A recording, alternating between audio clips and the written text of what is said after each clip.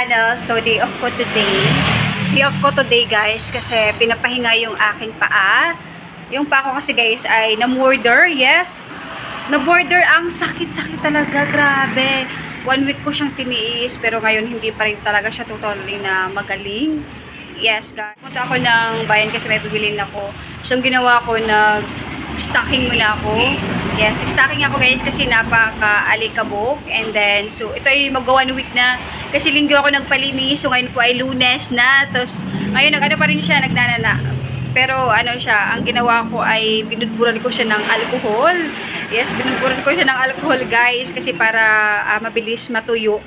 Mabilis matuyo at, ayan, kahit mahapdi. Yes, tiniis ko talaga siya kahit mahapdi. And, so yun, guys, ayoko na talagang magpapalinis. Yes, instead na malinis yung aking paa, nagkakasugat, na-murder, tapos nahirapan pa ako sa work. Napakahirap. Yes, napakahirap talaga pag paano yung sumasakit. Lalo na yung ingrown. Ang hirap-hirap talaga gumalaw, guys, pag may ingrown ka. So, ayun. Pag gumaling na to, hindi na ako magpapalinis talaga. I care myself na talaga. Lalo-lalo na pag nagpalinis ka, tapos unexpected na ma-murder yung paa mo, tapos papasok ka. So, kailangan mo mag-duty sandals, diba? And then stocking, lalo na pag sa mga convenience store ka. Yes. So, ayun, napakahirap for me. So, hindi naman pwedeng hindi ako papasok. Kasi nga, kailangan din natin kumita, diba? And then, so, kailangan din natin pumasok kasi shifting. So, hindi naman tayo pwedeng basta-basta na lang na umabsent. So, ayun, guys. As of now, ito yung ano ko. Tsura ko, guys.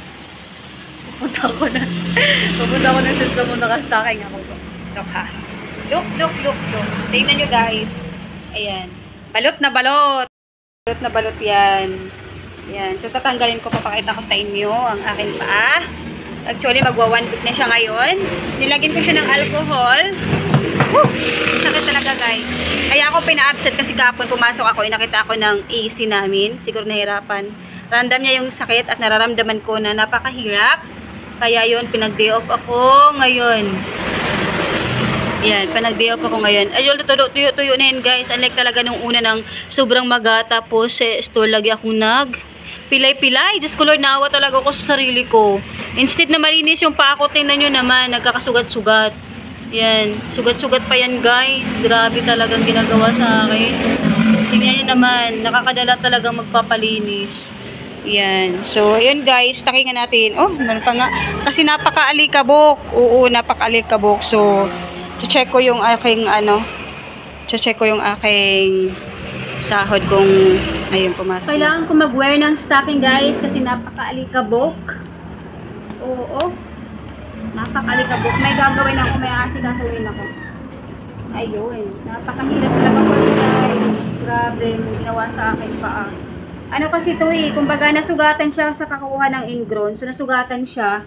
Kinabukasan, hindi naman ako naligo yung nagpalinis ako, hindi ko siya binasa. Kinabukasan, nabasa siya kasi naligo ako. Natalsikan kasi siya ng tubig.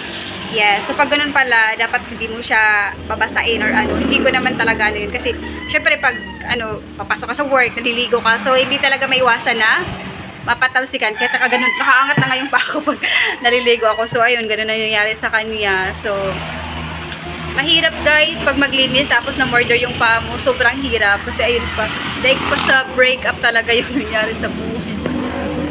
Ang sakit. Alam niyo ba, guys, yung pagpasok ko sa work, galing dito ako, tapos papunta sa work. So, pilay-pilay ako niyan, tapos lagi ako tinitingnan. Paglabas ng ko, lagi ako tinitingnan ng mga tao doon. But pilay-pilay. Ayun, pilay-pilay. So, ano daw nangyari sa akin? Na-murder. Sabi ko, na-ingrown sa, sakit niyan. Sobra, sakit naman ko. Yes.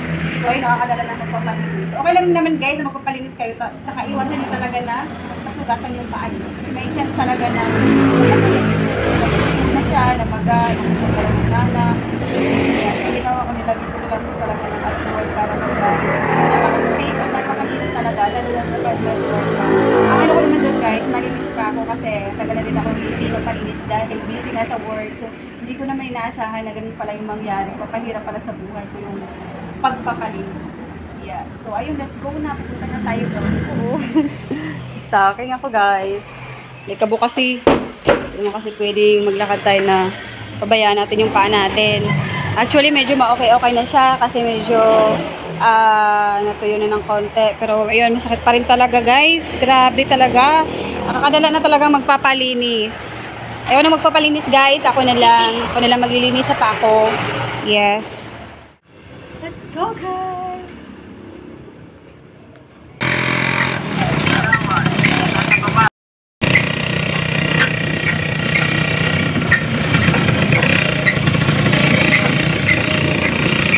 Umulan. Ay, buti na lang.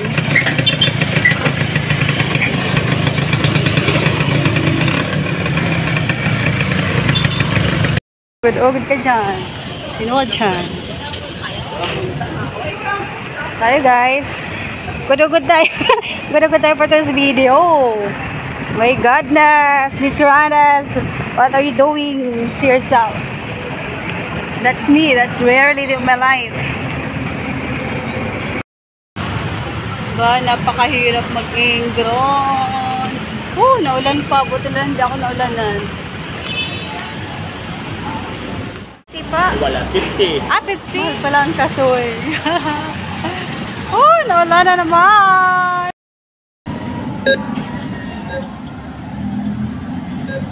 Guys, nakapag-withdraw na tayo. Kain tayo dito sa Bangisan. Dahil pala ditong pick up coffee, oh. Pick up coffee. Tayo guys, sisig.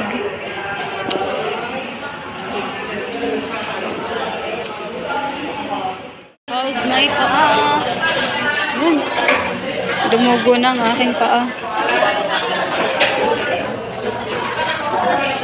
Let's go! Hi guys! So yun, dumating na tayo guys.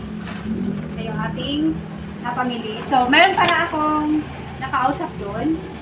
May nakausap ako doon guys na babae. Yes, kasi ngayon guys, bawal sila mag-release or magpabili ng amoxicillin or amoxicillin pag walang receipt yung mga drugstore or mga botika. So, ayun, dito makakabili kasi wala tayong resibo. So, ang ginawa ko, meron doon isang babae. Yan, sa may, may isang babae. Bumili siya ng gamot sa kanyang anak. So, sabi ko, nagdugo na siya. Nagtatanong ako doon guys kung pwede makabili ng amoxicillin doon sa drugstore. Ibawal daw pag walang receipt. Kasi ang gagawin ko siya, hindi po antibacterial yung amoxicillin. Yeah. Kung pwede ko siyang, i-take or para mawala yung, ayan. Yan, tingnan naman guys, aking hinubad ko na yung aking stocking. Tingnan na, dikit, grabe. Dumugo siya talaga guys. Dumugo siya ng malala. Ayan, sakit. Yan, pag ganyan, pag may stocking guys, nadugo talaga yan na nadikit kasi. Sobrang alikabok kasi naulan pa. Kung hindi ako mag-stocking, baka lalong alikabukan. Ayun, nagdudugo na nga siya, alintris. Ayun. Nagdudugo na siya. Natanggal na yung natanggal yung pinaka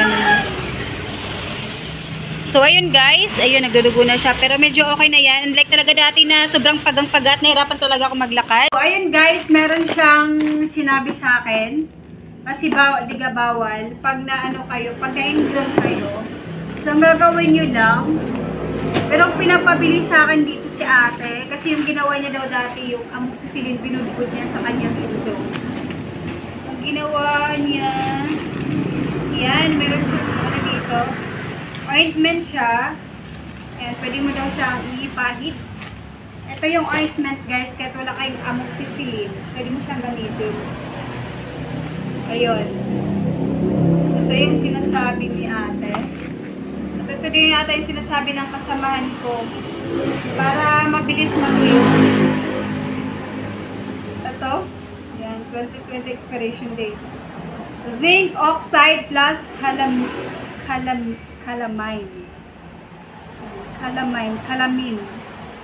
Calmosifin. Ayun. Calmosifin ointment. Ayan, ito yun. Ito yun guys. Yan. Pakita ko sa inyo. Yung pinapabili sa akin ni ate doon. Ayun, zinc oxide plus calamine, calmosepine, ointment. Ayun. Anti-inflammatory, anti-purific for external use only. So, ipapahid natin mamaya. Lilinisin muna natin yung sugat natin. Nilagyan ko kasi ng alcohol yan. Kasi para mabilis maano. Ayan, naglarubo siya. Nanana kasi yan eh. Try natin itong gamitin kasi hindi tayo nakabili ng amoxicillin. So, ang ano ko naman guys, pag pina-check up ko ito, baka kasi tanggalin yung kuko ko. Napakahirap lalo, di ba? Hindi tayo makakapasok sa work pag ganun tanggal yung kuko natin. Yan, so ayun. Gagamitin natin to, try natin to. And of course, linisin natin yung ating sugat later. So, ipapakita ko muna sa inyo kung ano yung mga binibili ko doon sa center. So, hindi lang yan guys. Ano yung ginagawa ko doon. May nasikas ko to. So, ito yung aking binili ng tinapay kay Simon. Ayan, pick out. Kasi mamaya. Tapos, itong bauna ni Simon sa DIY ko siya binili. And, bumili din ako ng hotdog buns. Yes. And, ito naman guys, ito lang itong mga, ayan, gatas-gatas lang yan. Gatas-gatas! And, of course, ito naman yung vitamins. Ayan, Nutrilin. So, yun lang naman yung binili ko doon. At may nasikaso din ako kailangan kong puntahan. At ito guys, nakabili pala tayo ng Mefenamic. Kasi pag Mefenamic guys, ito kasi ay anti-kirot lang. Anti-sakit lang to. Anti-sakit. Mefenamic, nag-ano sila ng Mefenamic. Pero pag amoxicillin, hindi talaga sila nagpapabili pag walang reseta. Ayan. Ito kasi ito na lang pinano sa akin natin. Kasi hindi ako naka-avail ng amoxicillin natin dyan. Mamaya. Pipisikin mo yung aking sugat.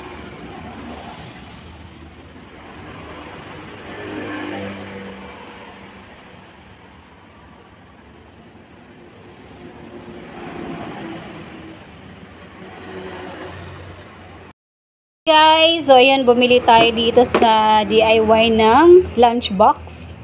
So ito po ay 149 pesos. Ayan. So dito guys, kanin and pwede mo siyang lagyan ng ulam. Ayan. Ulam and then pwede din fruits. Ayan. So meron tayo gardenia, hotdog buns, Bang Inasal takeout, and of course, silin. And, ayan. Pinoy. Ito mura lang to 59 ata. 6 pesos. Ayun itong Bear Brands. Wakas.